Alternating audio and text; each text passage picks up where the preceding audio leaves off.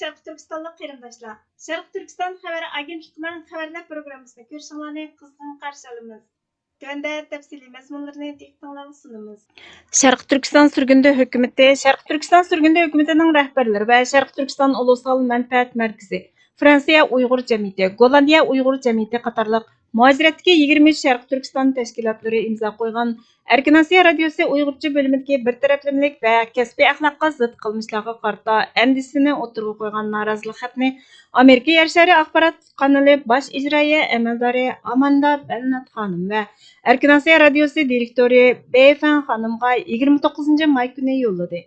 Maktubda qadrlik Beyfan xonim və Amanda Bennett xonim, biz xalqaradagi Şərq Türkistan Uyg'ur muhacir tashkilotlariga vakolatan bu maktub orqali Erkin Asiya Radiosi Uyg'urcha bo'limining qilmishlariga bo'lgan andishimizni bildiramiz. Diqqat qilishimizcha, Uyg'urcha bo'lim xizmat jarayonidagi og'ir darajada sodir qilgan bir tarafli qilmishlari va kasbsizligi Erkin Asiya Radiosining amal qilib kelayotgan to'g'ri, obyektiv va atrofliq bilan xabar ishlash prinsipiga zid keladi. Shundaqla buzg'unchilik qiladi.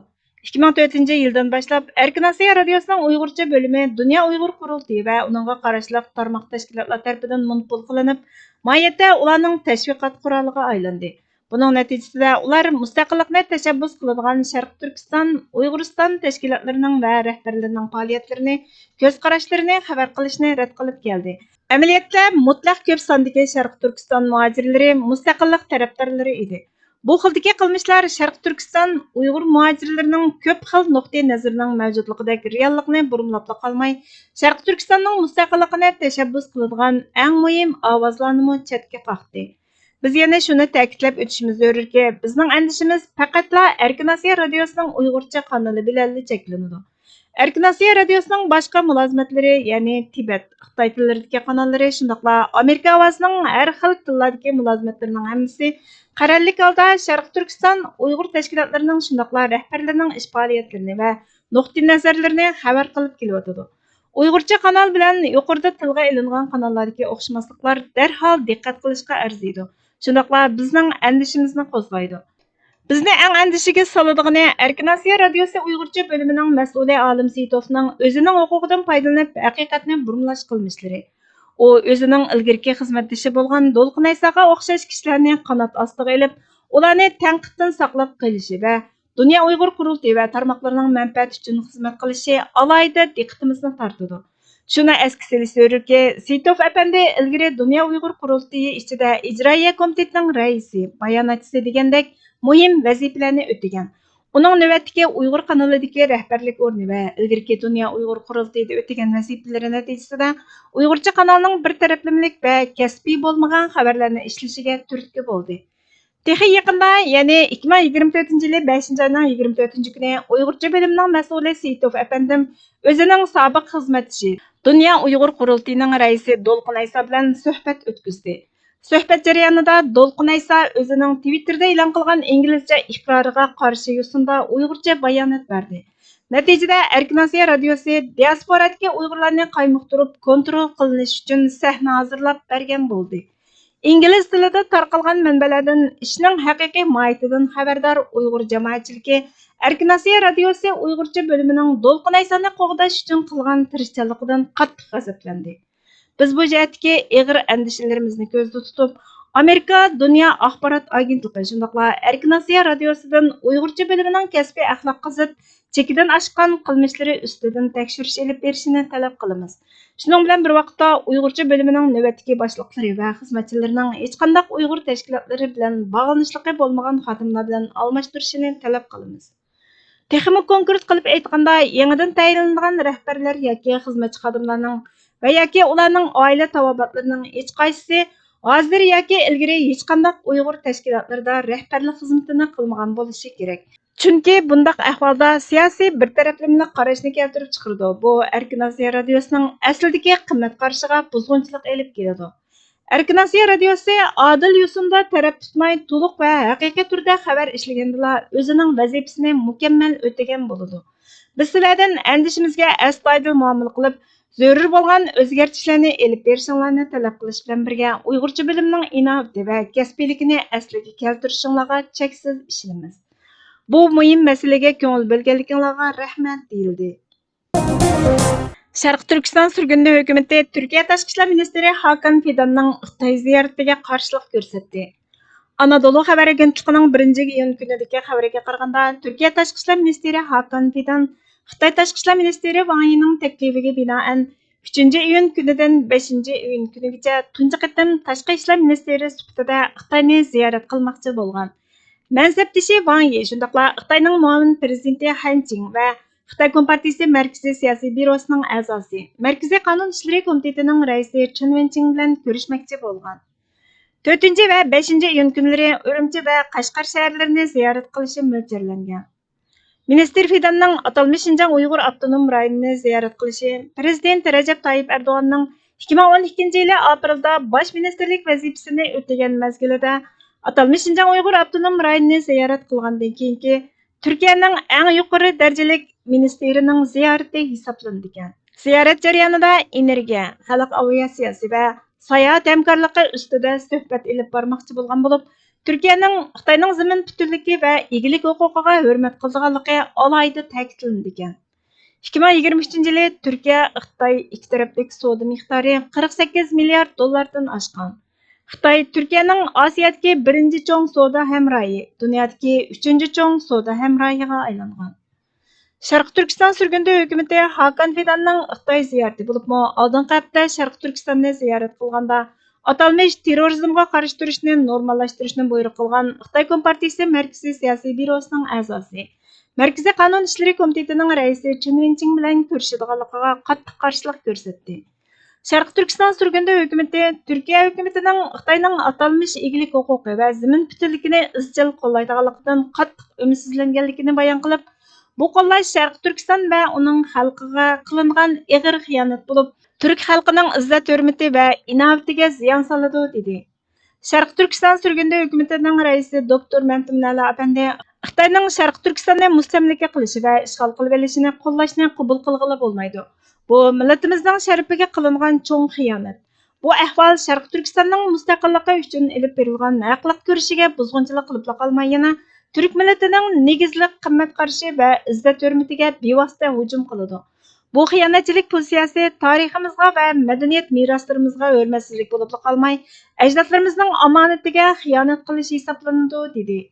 Turkiya Tashqi ishlar ministri Hakan Fidanning 3-iyun kunidan 5-iyun kunigacha bo'lgan Xitoy va Sharq Turkiston ziyorati bu xiyonatga yangi bir mazmun qo'shdi. Hakan Fidanning Xitoyning yuqori darajalik katiboshlari, muavin prezidenti Han Jing va Xitoy Kompartiyasi Markaziy komiteti siyosiy bürosining a'zosi, siyosiy va qonun ishlari komitetining boshlig'i Chun Wenching bilan ko'rishishi Xitoyning Sharq Turkistonga bo'lgan ishg'oliyati va irqiy qirg'inchiligini qonunlashtirishni maqsad qildi. Hakan Fidan bilan ko'rishadigan Chun Wenching yaqinda, ya'ni 22 may kunidan 26 may kunigacha Sharq Turkistonni ziyorat qilib, Xitoyning terrorlikqa qarshi turish nomida ilib berayotgan irqiy qirg'inchilik harakatini normallashtirishga chaqiriq qilgan edi. Xitoyning Sharq Turkistonga bo'lgan ishg'oliyatini oxirlashtirish va Sharq Turkistonning mustaqilligini asliga keltirish Uyg'ur va boshqa turk xalqlarining asosiy huquqi va erkinligiga kafolatlik qilishning, davomli mavjud bo'lib turishining va tinchlikda gullanishining birdan-bir yo'li dedi. Sharq Turkiston surgunda hukumatining Hakan Fidanning Xitoy ziyoratiga qarshilik ko'rsatib e'lon qilgan axborotni Chunfit xabar to'rida va Xabarnida xabar to'rida 2-iyun kuni tafsiliy xabar qilindi. Kalendar xabar to'rining 3-iyun kunidagi xabariga qaraganda, Turkiya Tashqi ishlar ministri Hakan Fidan Xitoyning poytaxti Beyjingda Xitoy Kompartiyasi Markaziy komiteti siyosiy bürosining a'zosi va Xitoy Kompartiyasi siyosiy va qonun ishlari komitetining raisi Chun Wenching bilan ko'rishgan. Ikki taraflik uchrashda Turkiya bilan Xitoyning ikki davlat munosabatini texmo beyitish va taraqqiy qildirish nishoni ta'kidlangan. Turkiya Tashqi ishlar ministrligining ijtimoiy axborot suhbati X'da e'lon qilingan xabarda Hakan Fidanning Xitoy Markaziy komiteti siyosiy va qonun ishlari komitetining raisi Chun Wenching bilan ko'rishganligi, Turkiya Xitoy munosabatini munozara qilganligi bayon qilingan. Xitoyning tashviqot kompaniyasi Xinhua agentligining xabarida Xitoy muhim kelishimnomaga asosan bexatarlik sohasidagi hamkorlikni o'zliksiz yangi yuqori pallaga ko'tarish uchun Turkiya bilan hamkorlashishga tayyor ekanligini ta'kidlab, o'zlarining ikki davlat munosabatini texmo beyitish, kengaytirish, qo'g'dashni maqsad qilganligi bayon qilingan. Juma kuni Sharq Turkiston, Tibet, Gilgit, Baltiston, Bangladesh va Afg'oniston milliy harakati vakillari Washingtondagi davlatlik axborot klubiga yig'ilib, Xitoyning kengayayotgan ta'siri, boshqa millatlarga ilib kelayotgan ziyni qatorliq nuqtalarga diqqatini markazlashtirdi. O'rtaq azoblarning manbasini, Xitoy imperializmini, ilib berayotgan kurashlarini gavdlandirdi. Sharq Turkiston surgundi hukumatining tashqi ishlar ministri, Sharq Turkiston milliy uyg'onish harakatining qurg'uvchisi Salih Xudoyer Xitoyning Sharq Turkistonda yurgizayotgan rəhimsiz siyosatini, Uyg'ur xalqiga qilayotgan qattiq besimini, Pokistonning Xitoyning bostirishlarga sherik bo'lganligini, Xitoyning yer shari demokratiya va erkinlikka elib keladigan tahdidini gavdlantirib, erkinlik va egilik huquq uchun o'rtaq harakat qilishga chaqiriq qildi. Vatan degan nima? İnsan uchun ikki turlik vatan bor. Birinchisi o'zi va ahli oilasida turadigan issiq sovuqqa dalda bo'ladigan, ichida rohat va orom topadigan joy.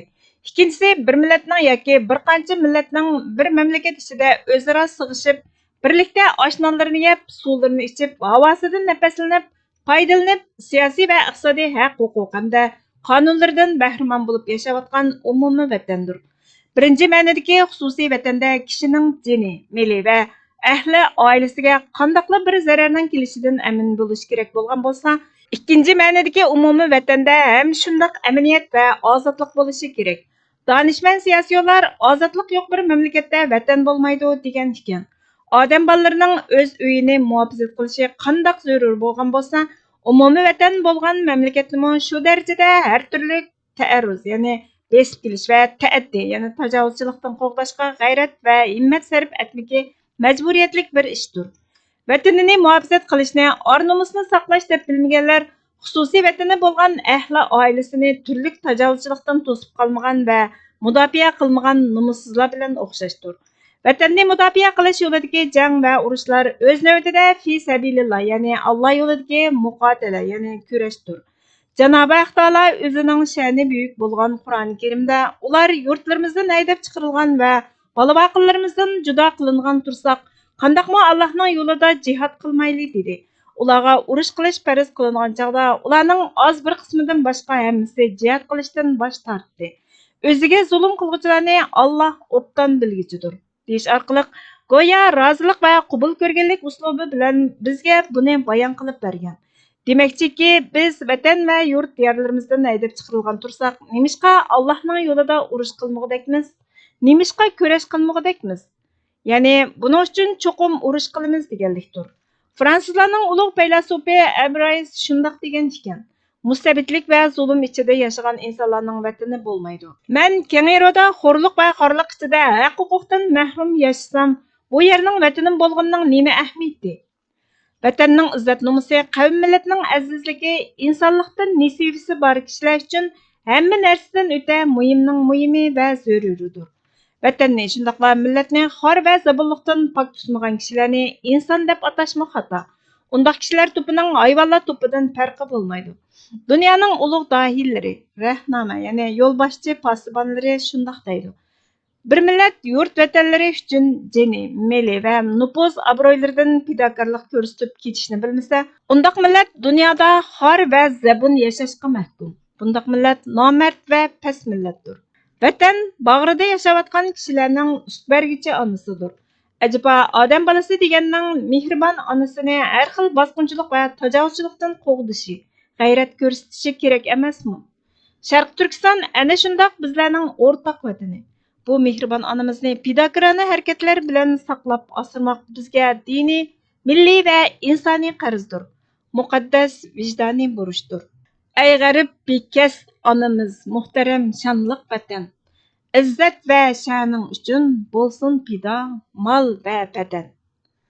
Erkin Türkistani gezdi 1934-yılı 25 yanvar Kaşıgar. Uygurcaga ağdırgıcı Borhan Muhammed. Bugünkü haberlerimiz bu yerda ahırlaştı.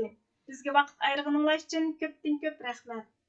Kelar qatimki programmamiz ko'rishgacha Allohga omonat bo'lgaysizlar.